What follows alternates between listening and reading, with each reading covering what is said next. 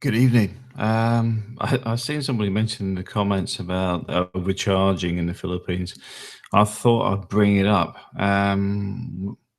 We call it the long nose tax, basically a foreigner tax, because you end up paying more than the local population for things. But even with going to some of the museums and things, you'll find an extra charge.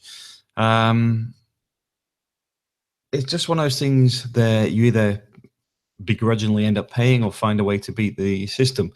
One of the things I recommend is getting Filipinos to do most of this stuff for you because they'll do it with everything. I've seen somebody they tried to add an extra, I think it was an extra 20 or 40,000 pesos to a vehicle just because he was a foreigner, because the price was already agreed on the phone, because his wife had actually done the texting and calling. And then when they turned up, they seen the foreigner, they tried to bump the price up. And then going, oh, no, you've got to pay this guy because he found he's the guy that brokered the deal, sort of thing, and like basically works as an agent. But it was complete nonsense. All it was is they'd seen the foreigner and just thought they could bump the price up. But you do see it even at the museums. You'll see like you end up paying, like a local may pay 30 pesos, you end up paying 70. Um, in business, it's very common, but this is why it's often easier to sit in the background. You just organize things and make sure everything's running and flowing, but take a back seat because a lot of the time you don't need to be front of house.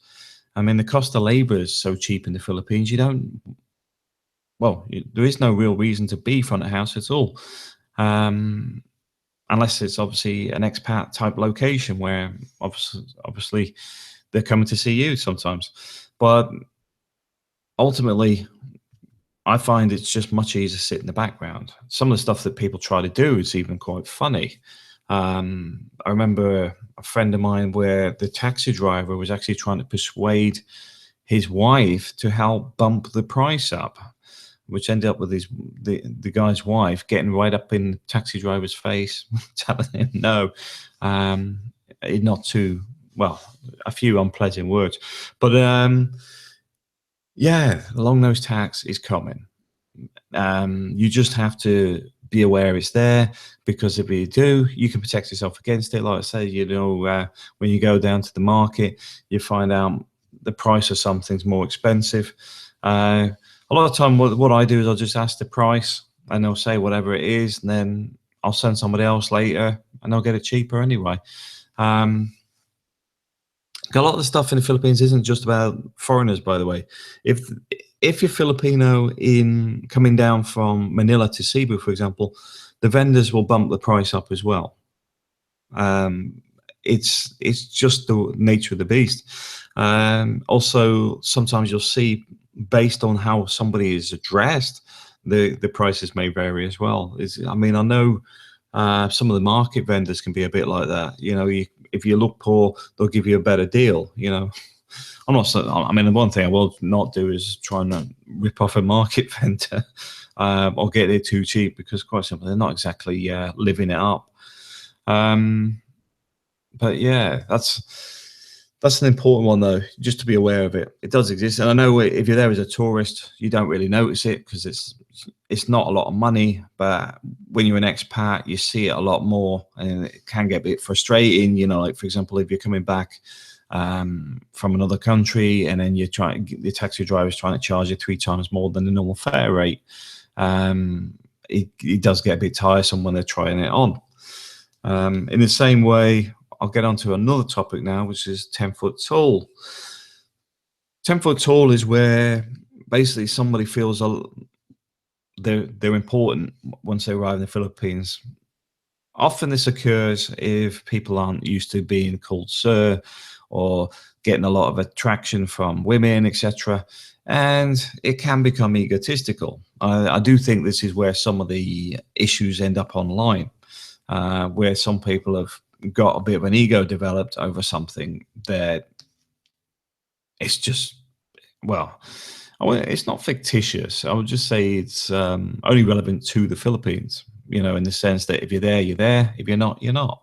But exiting the Philippines. Some people then don't want to head back to the West or whatever for whatever reason, um, because they know what the West is like. You know, it's completely different. You're not treated in the same way. You're just treated as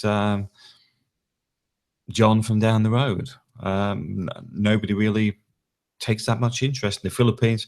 You sit on the bus, people start talking to you. If you go to the mall and sit and having a coffee, you might get approached by a woman.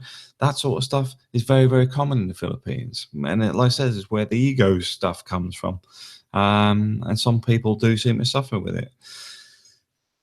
I mean, we have got a troll at the moment that seems to be doing a lot of stuff based on the fact they're saying they've been to the Philippines for the last 4 years. Yet reality is we know they've only been on 2 trips. Why? Because you can, well, for a start, we know he's only been on 2 trips, but the ego side of it is getting the better of him. I'm sure things will change once he goes back to Oz. But at the same time, this sort of stuff happens. This is where some of these trolls come from. Some of these trolls that can't afford to live in the Philippines, or they failed in the Philippines and headed back to the West, or whatever reason. Because there's some trolls out there that have been there since 2005. No joking. And they still keep hold of that time they had in the Philippines. My personal viewpoint is, don't get too involved with it. You know, it's nice having people come up and approach you and chat to you and whatever, but at the end of the day, if you're married or whatever, doesn't really make a difference if it's in the West or the East. That's just no. You know, at the end of the day, all you've got is a lot of polite people. You know, nothing wrong with it, but it's important people don't get tied up with it and just assume that's the norm. This is going to just keep happening to, because then it becomes an issue. And I do think how some expats treat Filipinos is based on that, because there becomes a superiority complex, as well as some Filipinos having the opposite, which is an inferiority complex. I just would say treat everybody the way you want to be treated, and you never have any issues in the Philippines, but also you'll probably find you have some better friendships there, rather than them seeing the expat they expect. There's a lot of stereotypes about the expats. It's nice to live above and beyond that, because it is nice when people actually turn around and say, oh, you're not like the other foreigners, in a good way. But anyway, that's the long nose tax and 10 foot tall. Thanks for watching.